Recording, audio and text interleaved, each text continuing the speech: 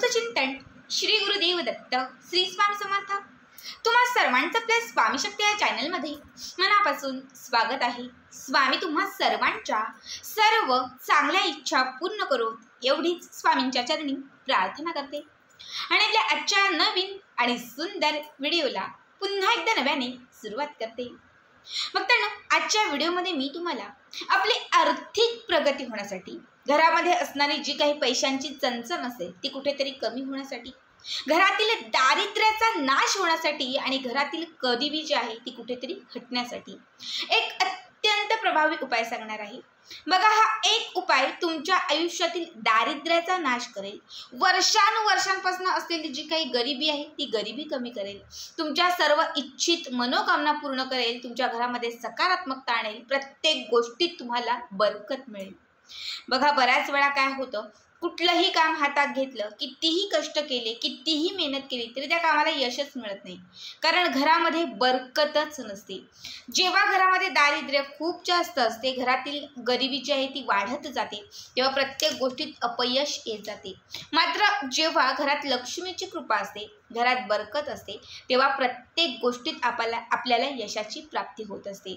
बऱ्याच वेळा आपण खूप कष्ट करतो, मेहनत करतो, अगदी दिवस रात्र राबतो, मात्र जेव्हा नशीब साथ देत नसतं ना, तेव्हा आयुष्यात काहीच घडत नसतं।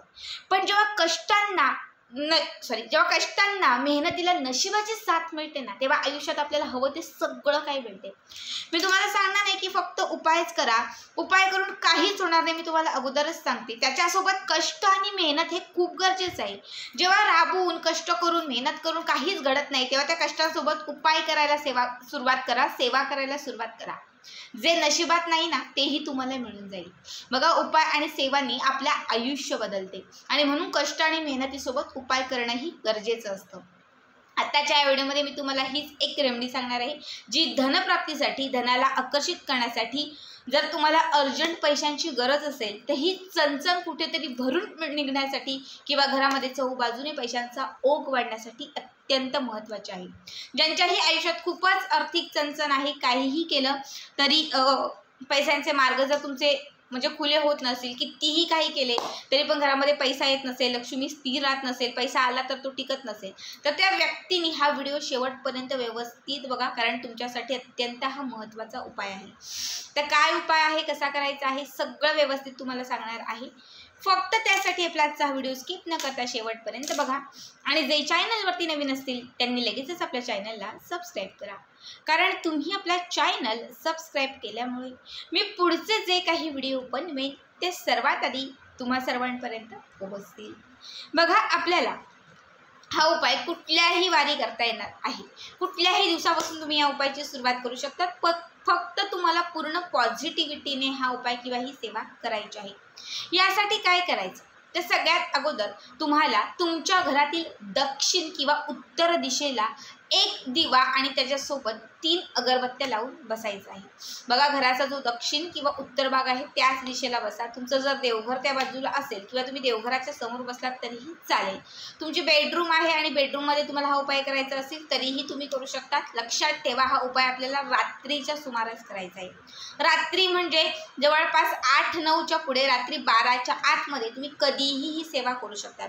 बघा, रात्रीच्या वेळेस असं म्हटलं जातं की रात्रीची जी ऊर्जा असते, म्हणजे पूजा करण्यासाठी, पाठ करण्यासाठी, कुठलाही मंत्र, कुठलीही सेवा सिद्ध करण्यासाठी रात्रीच्या सुमारास जी आपल्या अवतीभोवती ऊर्जा असते ती दुपटीने ऊर्जा असते, कारण दिवसभर सगळेच मंत्र स्तोत्रांचं पठण करत असतात, रात्रीच्या वेळेस खूप कमी लोक नाम जप करत असतात।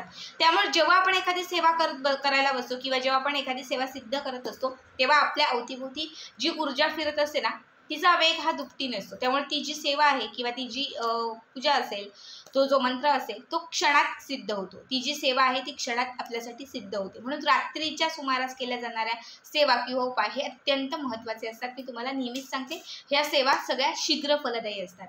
आता तुम्ही उत्तर किंवा दक्षिण दिशेला दिवा आणि उदबत्ती लावून बसलात की त्याच्यानंतर तुम्हाला अगदी 2 मिनिटं ध्यानस्थ अवस्थेत बसायचं आहे. म्हणजे मन शांत करायचे, मनातील सगळे विचार तुम्हाला काढायचे आहेत.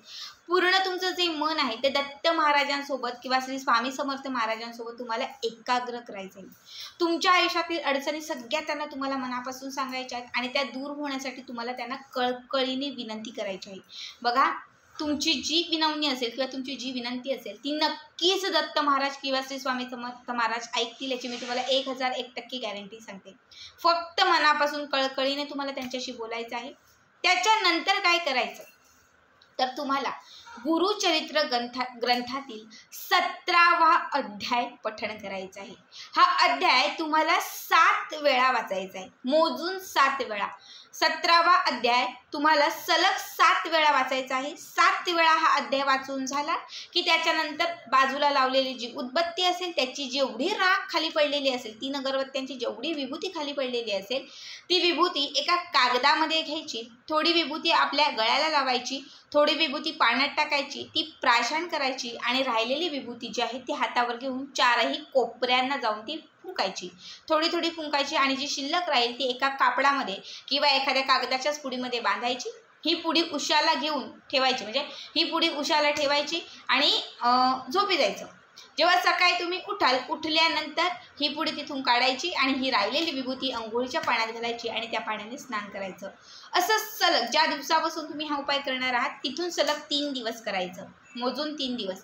दुसऱ्या दिवशी सेम याच पद्धतीने रात्रीच्या वेळेस सेम असंच करायचं आणि तिसऱ्या दिवशी सेम याच पद्धतीने गुरुचरित्रातील 17वा अध्याय हा 7 वेळा वाचायचा. बघा, 3 दिवसांच्या आत तुमच्या घरातील आर्थिक चणचण कुठेतरी कमी होईल. खरं तर संपूर्ण गुरुचरित्रचं जे सार आहे ते 17व्या अध्यायामध्ये आहे. आता बऱ्याच वेळा आपल्याला ते पठण करता येत नाही, पण जेव्हा तुम्ही सलग 7 वेळा हा 17वा अध्याय वाचाल तेव्हा तुमची जी पण इच्छा असेल, तुमच्या घरामधील जे दारिद्र्य असेल ते संपेल आणि तुमची जीही इच्छा असेल ती दत्त महाराज किंवा श्री स्वामी समर्थ महाराजांपर्यंत पोहोचली जाईल. जेव्हा त्यांच्यापर्यंत तुमची इच्छा पोहोचली जाईल तेव्हा ती कितीही कठीण असणारी तुमची इच्छा पूर्ण होईल. तसंच बघा, प्रत्येक अध्यायाचं एक वेगळं महत्त्व आहे. 17वा अध्याय जो आहे तो इच्छित मनोकामना पूर्ण करण्यासाठी, आर्थिक समस्यातून मुक्तता मिळवण्यासाठी आणि आर्थिक वृद्धी होण्यासाठी हा अध्याय विशेष महत्त्वाचा असतो. असंख्य लोक या अध्यायाची पारायण करतात. आता तुम्ही फक्त 3 दिवस 7 वेळा वाचा. 3 दिवसांमध्ये तुम्हाला या उपायाचा किती फरक पडेल ते मला आवर्जून कळा. कुठली बाधा असेल घरामध्ये ती नष्ट होईल, दारिद्र्य कितीही तुमच्या घरात वास करत असेल तर ते नष्ट होईल आणि तुमच्या घरात सुख, समृद्धी, ऐश्वर्यांची प्राप्ती होईल.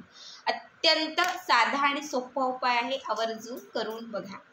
तर आजचा हा व्हिडिओ कसा वाटला नक्कीच कमेंट करा आणि पुढचे व्हिडिओ पाहण्यासाठी चॅनलला सबस्क्राईब करा. श्री स्वामी समर्थ. जय जय स्वामी समर्थ.